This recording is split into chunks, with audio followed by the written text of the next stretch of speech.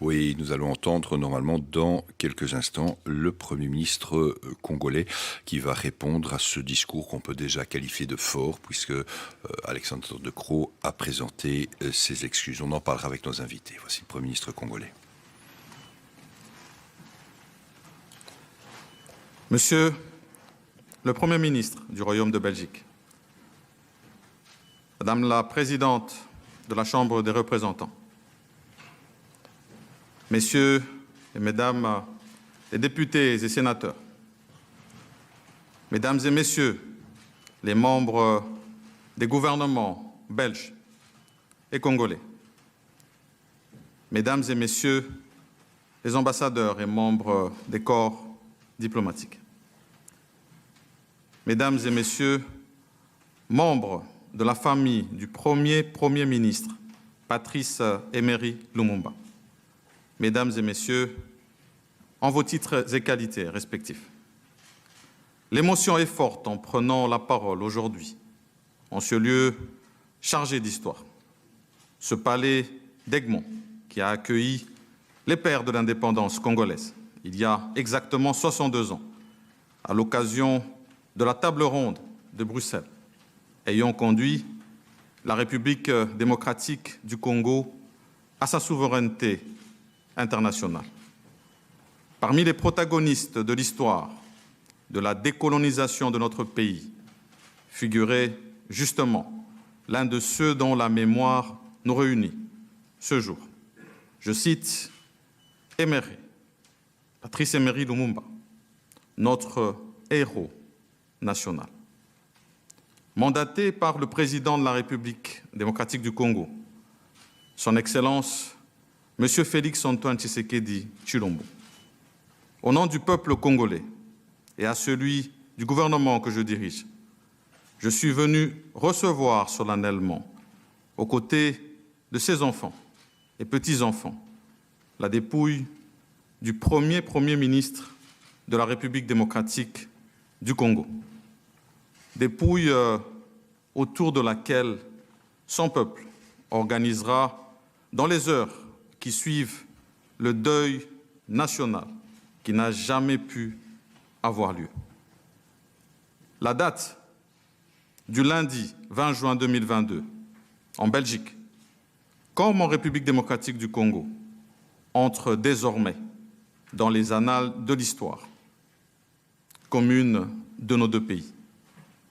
Le retour de Patrice Emery Lumumba dans son pays permet à coup sûr à la République démocratique du Congo de recouvrer un des maillons essentiels de sa mémoire nationale, fragmenté par la tragédie de sa disparition. Au-delà de la République démocratique du Congo, c'est tout un continent, l'Afrique, qui célèbre le retour de l'un de ses dignes fils. Et au-delà même de l'Afrique, c'est l'ensemble du monde épris de liberté qui salue cet événement, en même temps qu'il doit se réjouir et se féliciter des hommages que nous rendons à ce grand combattant de la liberté, de la démocratie et de la dignité de l'homme, quelle que soit sa condition. Monsieur Patrice Emery Lumumba restera marqué dans le collectif commun du monde. Au nom du gouvernement congolais, je dois reconnaître la volonté politique du gouvernement belge. Il en fallait beaucoup pour arriver à ce moment. Vos propos l'ont si bien rappelé, Monsieur le Premier ministre. Je voudrais en même temps saluer les efforts des institutions à travers le monde ainsi que l'engagement des personnalités qui se sont investies dans l'aboutissement de ce processus de haute portée historique. Dans cette journée constitue l'épilogue, nous ne pouvons parler de Patrice Emery Lumumba sans nous remémorer ses deux compagnons, Maurice Mpolo et Joseph Okito, qui, comme lui, ont perdu la vie dans des conditions tragiques. La lutte pour l'indépendance, la souveraineté nationale et internationale. Point de départ de la prise en main de notre destin demeurent incontestablement les motifs pour lesquels ils sont morts. Ils ont été admis récemment dans l'ordre des héros nationaux Kabila Lumumba, au grade de grand officier. Aux côtés de leurs familles, le gouvernement de la République se tient pour que justice leur soit aussi rendue. Le régime colonial a été un système basé sur l'exploitation et la domination, marqué par une relation inégale, injustifiable, et par le paternalisme, la discrimination et le racisme. J'emprunte ces mots du roi Philippe pour avouer que ce système et le traumatisme qu'il a entraîné a plombé les années qui ont suivi l'indépendance et ont eu une incidence sur l'avenir de notre pays. Le travail de la commission parlementaire sur le passé colonial nous édifiera davantage sur cette page douloureuse de notre histoire. En février dernier, à l'occasion de la visite à vos côtés du Musée royal de l'Afrique centrale, musée de Tervuren, Monsieur le Premier ministre, j'ai reçu de vos mains la liste des œuvres d'art qui doivent nous être restituées et la remise symbolique par le roi au président Félix-Antoine Tshisekedi du masque Soukou marque incontestablement notre volonté commune de nous réconcilier avec notre histoire et de scruter dans la sérénité et sans complexe l'avenir de nos rapports. Monsieur le Premier ministre, Mesdames et Messieurs, évoquer Lumumba aujourd'hui avec nos jeunes générations, c'est rappeler son combat, son rêve de faire de la République démocratique du Congo un pays moteur dans le développement de l'Afrique, par sa position géostratégique, en plein cœur de l'Afrique, par sa diversité et sa richesse socioculturelle, par son sol, par son sous-sol, par sa flore et sa faune. C'est pourquoi, dans son célèbre discours du 30 juin 1960, Lumumba lui-même soutenait, je cite, « Nous allons faire du Congo le centre de rayonnement de l'Afrique tout entière. » Une conviction qui rejoignait celle d'autres illustres figures panafricaines, telles Frantz Fanon, Aimé Césaire, Cheikh Anta Diop, Kwame Nkrumah. Visionnaire, notons que dès 1958, Lumumba alertait l'opinion, tant nationale qu'internationale, sur la menace de la violation de l'intégrité du territoire qui pesait déjà sur son pays. Il est le premier homme politique congolais qui emploie le vocable balkanisation, concept sur lequel aucune Congolaise, aucun Congolais ne peut jamais transiger.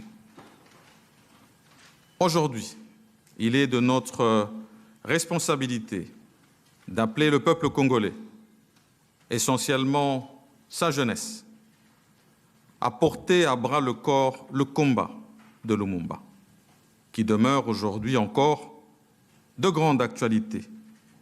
Combat de protection et de préservation de l'intégrité territoriale. Combat pour ne jamais trahir la République face aux convoitises extérieures. Cette intégrité territoriale à laquelle tient aussi la Belgique et que vous, comme le roi, avez si bien rappelé en ce moment précis où notre pays fait face à une nouvelle agression rwandaise avec son lot d'atrocités. Des enfants ont encore perdu la vie, les écoles sont encore bombardées, des femmes contraintes à quitter leur milieu naturel. Depuis plus de 25 ans, la normale est devenue normale. Notre détermination à y mettre fin autour de notre président de la République, chef de l'État, et de nos forces armées est à nouveau renforcée ce jour. Que dire encore de Lumumba, alors qu'il faut des ouvrages tout entiers pour le décrire? Un vaillant combattant pour la démocratie, une référence incontournable pour la jeunesse et les générations à venir, un héros national. Et pour moi, Premier ministre de la République démocratique du Congo, une source d'inspiration dans la lutte pour le bien-être de chacune et chacun des Congolais et Congolaises. Monsieur le Premier ministre, distingués invités, Mesdames et Messieurs, tout en nous invitant tous, Belges et Congolais, à regarder notre passé en face, il nous appartient de poser les jalons d'une nouvelle collaboration, sincère et solide, tournée vers une coopération mutuellement avantageuse et reposant sur l'estime réciproque, en vue d'un développement harmonieux de nos peuples respectifs. Car le souvenir du passé douloureux qui nous réunit ce jour est riche d'enseignements pour l'avenir. Un avenir tributaire à la fois de la reconnaissance de ce passé commun dans toutes ses facettes et de l'effort commun de le dépasser pour tisser de nouveaux liens sur des bases plus solides entre nos peuples. Le Congo, au cœur de l'Afrique, et la Belgique, au cœur de l'Europe, ne peuvent plus formuler leurs problèmes en termes exclusivement nationaux, disait Laurent Baudouin en 1970. Le temps est venu pour que nos jeunes l'apprennent davantage et pour que nous puissions pleinement jouer ce rôle vital pour l'avenir de nos continents et de la coopération entre l'Union africaine et l'Union européenne. Monsieur le Premier ministre, c'est dans ce sens que lors de votre récent séjour à Kinshasa, à la suite de la visite de Sa Majesté le roi Philippe, nous avions eu l'occasion, tous deux, d'explorer sans complaisance les domaines de coopération fructueux. Tous deux, nous avions manifesté l'intérêt d'ouvrir de nouvelles perspectives de la coopération bilatérale entre nos deux États. Il me revient d'ailleurs de relever qu'à la suite du 6e sommet Union européenne-Union africaine tenu à Bruxelles au mois de février dernier, des options fondamentales ont été levées en rapport avec l'atteinte des objectifs du développement durable pour l'Afrique. Ces échanges fructueux doivent aussi caractériser les officiels de nos deux patries en vue d'inciter cette coopération mutuellement avantageuse pour nos deux peuples, appelés d'ailleurs aujourd'hui à écrire une nouvelle page de l'histoire. Puisse la mémoire de Patrice Emery Lumumba, qui nous réunit ce jour, constituer un moment de rassemblement et le point d'un départ, d'un avenir plus radieux. Je vous remercie. Nous allons entendre dans quelques instants. Mesdames et Messieurs, en vos grades et qualités, distingués invités. Père, nos cœurs enseignés 61 années durant. Nous, tes enfants, tes petits-enfants et tes arrière-petits-enfants. Mais aussi le Congo, l'Afrique et le monde. Nous pleurions ta disparition sans avoir fait d'oraison funèbre. Père, comment es-tu mort? On ne sait pas. Quand es-tu mort? On ne sait pas. Où as-tu été assassiné? On ne sait pas non plus. Qui t'ont assassiné et pourquoi? On cherche encore.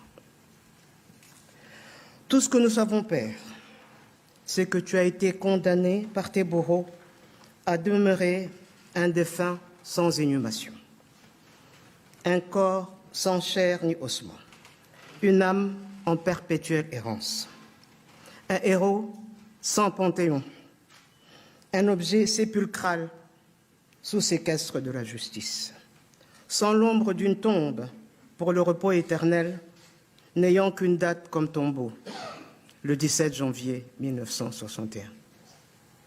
Il y a 2 ans, le 30 juin 2020, nous avions écrit à Sa Majesté le roi Philippe de Belgique.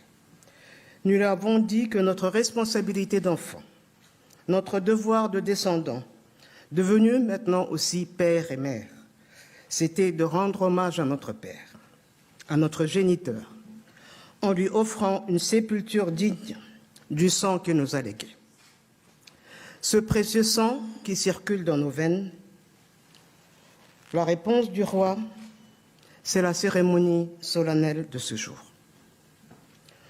Au nom de la grande famille Lumumba, éplorée, j'adresse une parole de remerciement et d'infinie gratitude à Sa Majesté le roi Philippe. Il a montré, dans ces tristes conjonctures, un remarquable intérêt affectueux pour notre Père et a manifesté un profond regret pour son abominable sort. Distingués invités.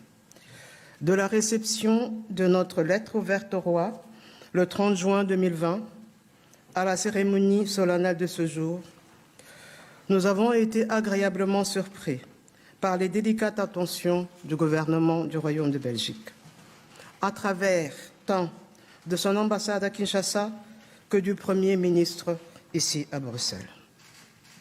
Vous avez allégé notre fardeau, adouci nos amertumes et mérité bien justement notre profonde reconnaissance. À cette heure mémorable, notre infinie gratitude va aussi à son Excellence, M. Félix-Antoine Tshisekedi Tshilombo, notre président de la République, ses mots si avenants, sa main tendue, toujours si prompte, et ses fraternels messages.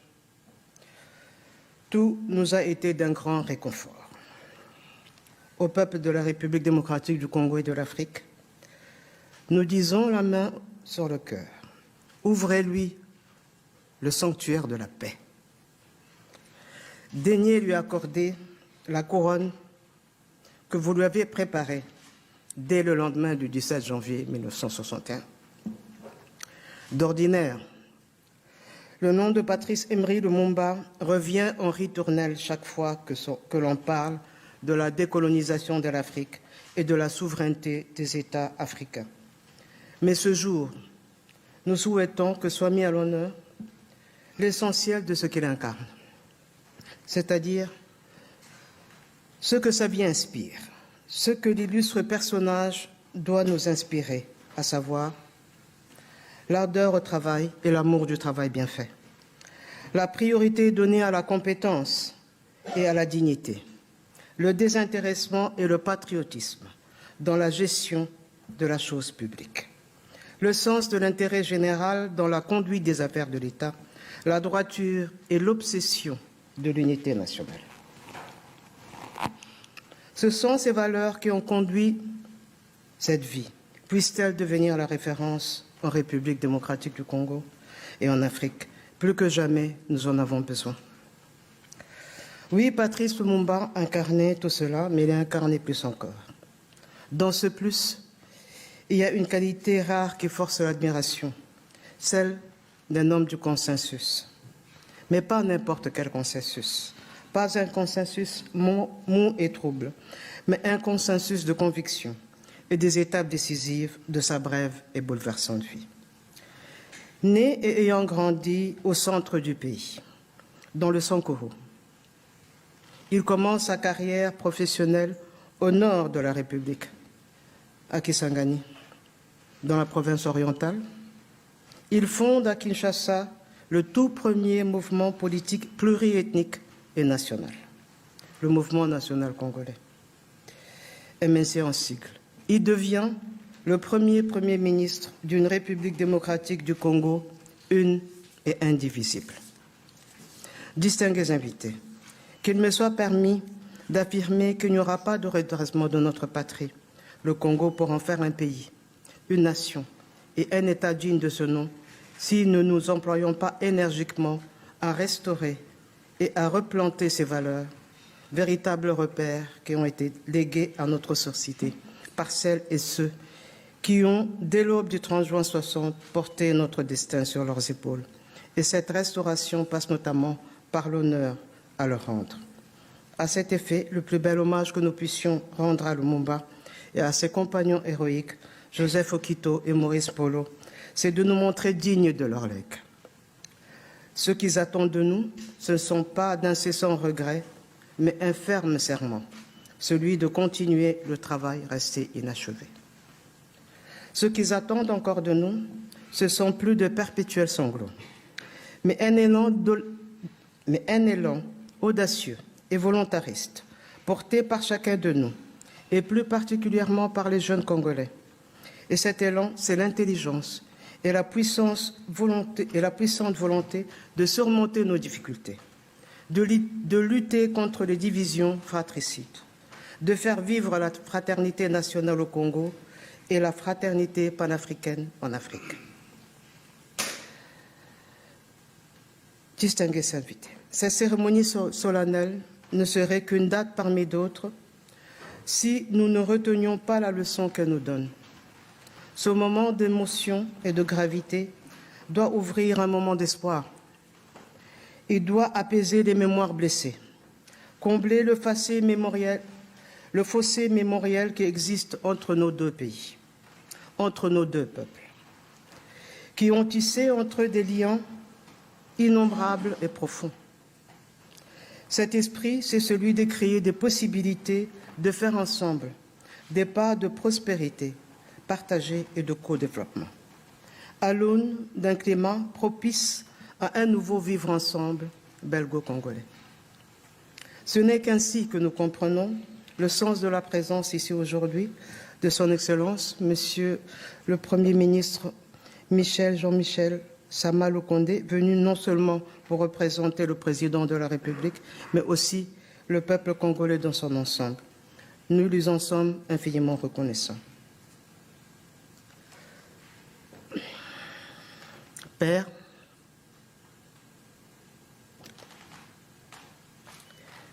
mes frères et moi, ainsi que nos enfants et tes arrière-petits-enfants, avons essayé, à travers cette adresse, de trouver les mots pour te dire adieu. 61 ans après ta disparition. Mais nous devons avouer qu'il n'y a rien qui puisse exprimer comme il faut ce que nous ressentons et pensons aujourd'hui. Nous ne pouvons que formuler ce vœu. Ce vœu que tu puisses, Père, de là où tu es, de là où tu te trouves, être fier de tes enfants, de tes petits-enfants et de tes arrière-petits-enfants. Père, à présent, bien retour au pays. Merci.